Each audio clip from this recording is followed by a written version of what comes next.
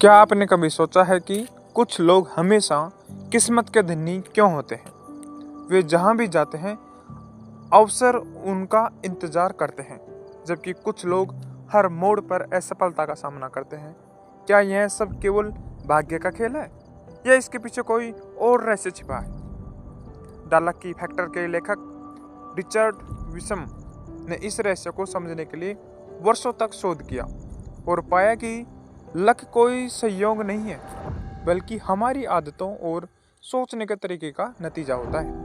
उन्होंने यह भी बताया कि कोई भी व्यक्ति अपनी किस्मत को बदल सकता है अगर वह कुछ खास सिद्धांतों को अपनाए। इस पुस्तक में हम इन्हीं सिद्धांतों को समझेंगे और इनको अपनी लाइफ में अनुसरण करेंगे। कहानी के माध्यम से समझते हैं। एक छोटे से गांव में अजय नाम का एक लड़का रहता था। बचपन से ही उसे लगता था कि उसकी किस्मत खराब है। जब भी वह कोई परीक्षा देता, नंबर कम आते।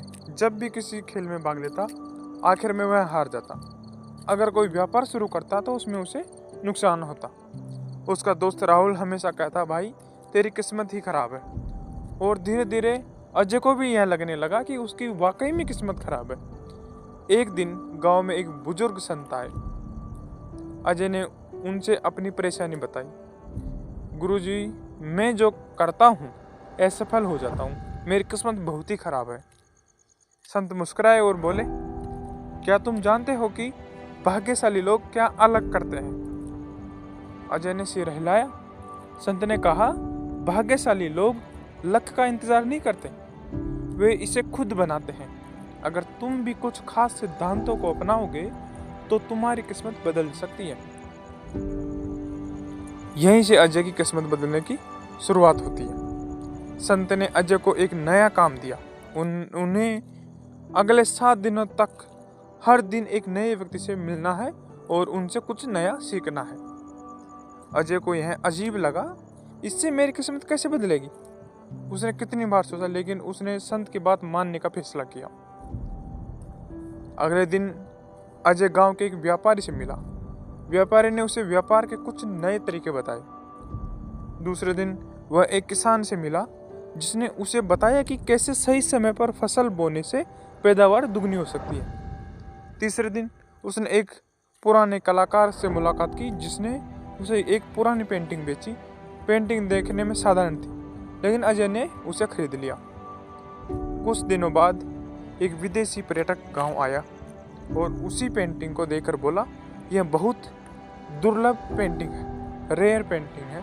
मैं इसे 10,000 रुपये में खरीदना चाहता हूँ। अजय को अपनी आंखों पर भरोसा ही नहीं हुआ, यकीन ही नहीं हुआ। उसने 200 रुपये में खरीदी वो पेंटिंग। कोई विदेशी 10,000 रुपये दे रहा था उसके। उसने वह पेंटिंग बेच दी। भाग्यशाली लोग ज्यादा मौके बनाते हैं। वे एक नए लोगों से मिलते हैं, नए अनुभवों को अपनाते हैं और नए अवसरों की तलाश में रहते हैं। अब अजय को महसूस होने लगा था कि उसकी किस्मत सच में बदल रही है, लेकिन उसकी अगली परीक्षा अभी बाकी थी।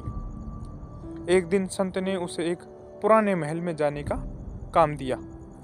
वहाँ 2 दरवाजे थे, एक सुनहरे रंग का जो बेहद आकर्षक था, दूसरा साधारण लकड़ी का जो देखने में एक मामूली सा था। संत ने कहा, तुम्हें इनमें से एक दरवाजा खोलना है। एक दरवाजे के पीछे धन है और दूसरे के पीछे एक कठिनाई है। अजय ने पहले सोचा कि सुनहरे दरवाजे के पीछे धन होगा, लेकिन फिर उसके मन में एक हल्की सी आवाज आई, शायद साधारण दरवाजा ही सही है। उसने अपने अंतरात्मा से भरोसा किया और लकड़ी वाला जो साधारण दरवाजा था उसे खोला। दरवाजे के पीछे एक सीढ़ी थी जो उसे महल के तहखाने में ले गई।